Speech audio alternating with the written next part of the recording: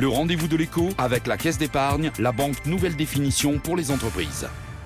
Bonjour à toutes et à tous et bienvenue sur Grand Lille TV pour cette nouvelle édition du Rendez-vous de l'écho. Aujourd'hui, nous accueillons la directrice générale de la société Saneco, Alix Pauledal. Bonjour. Bonjour.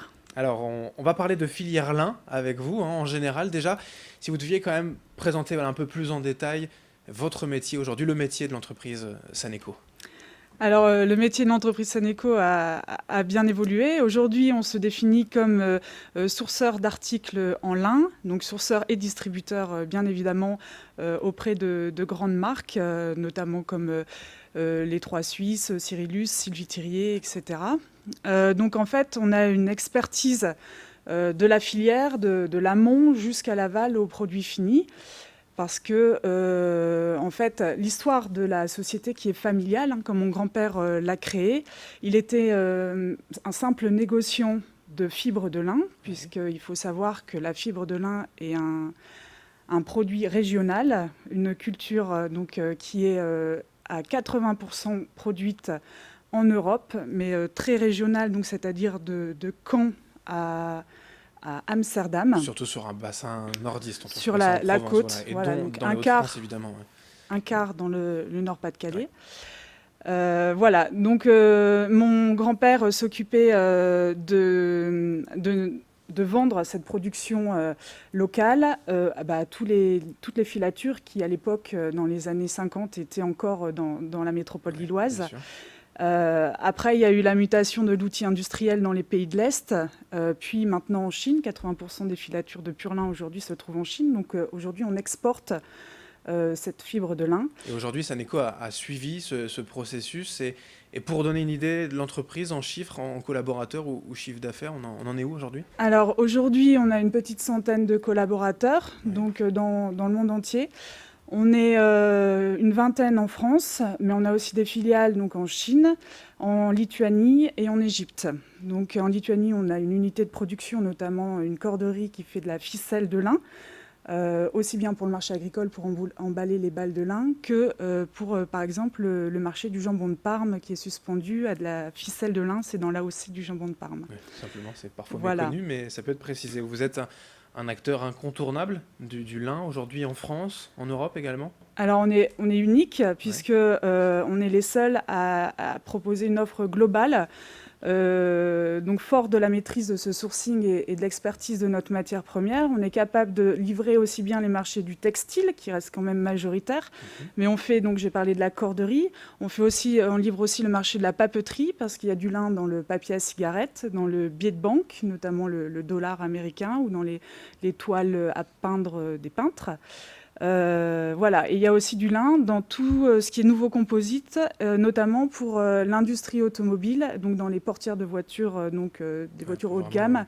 Il y a du lin, puisque c'est un produit complémentaire ou de substitution à la fibre de verre ou la fibre de carbone, par exemple. Alors, c'est un produit qu'on peut trouver un peu partout. C'est un produit qui a d'autres avantages, par exemple, je ne sais pas, son coût de production, son prix de revient pour après vos clients. Ce sont des vrais avantages ?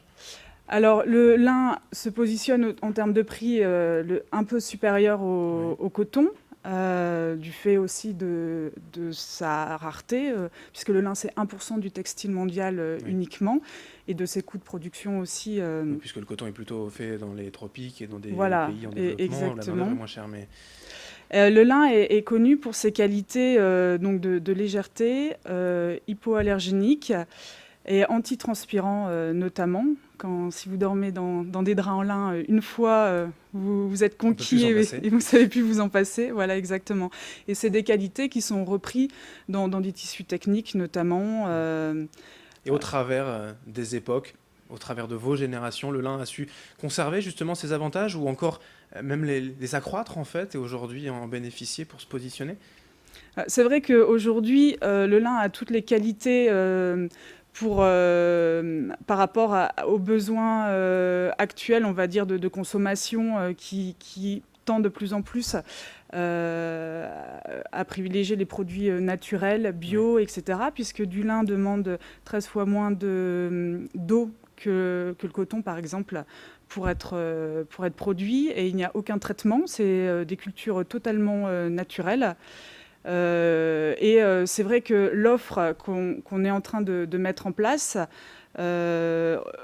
s'adresse à des consommateurs qui apprécient ou qui recherchent un art de vivre au naturel. Ça, c'est l'avenir en fait pour vous. Alors vous maîtrisiez forcément la culture, la production, après la vente des filières textiles. Vous pensez aussi vendre directement les vêtements aux particuliers, créer une marque de prêt-à-porter Saneco? Alors aujourd'hui, on ne se positionne pas sur le prêt-à-porter. On va sortir une collection de linge de maison sous la marque Sanélin, donc qui sortira là à la fin de l'année. Donc on travaille avec des stylistes et donc nous, notre savoir-faire en interne, c'est savoir sourcer la bonne matière première, le tissu de qualité. D'accord. Et pouvoir aussi rendre accessible ces collections de linge de maison à l'ensemble des consommateurs, que ce soit aussi un prix abordable. Parce qu'aujourd'hui,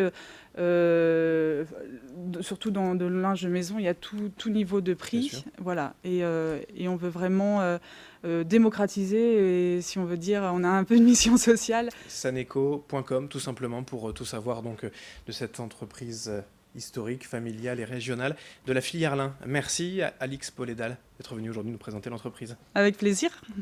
Et merci à vous de nous avoir suivis. Dans un instant, l'info continue sur Grande Lille TV. Le rendez-vous de l'écho avec la Caisse d'épargne, la banque nouvelle définition pour les entreprises.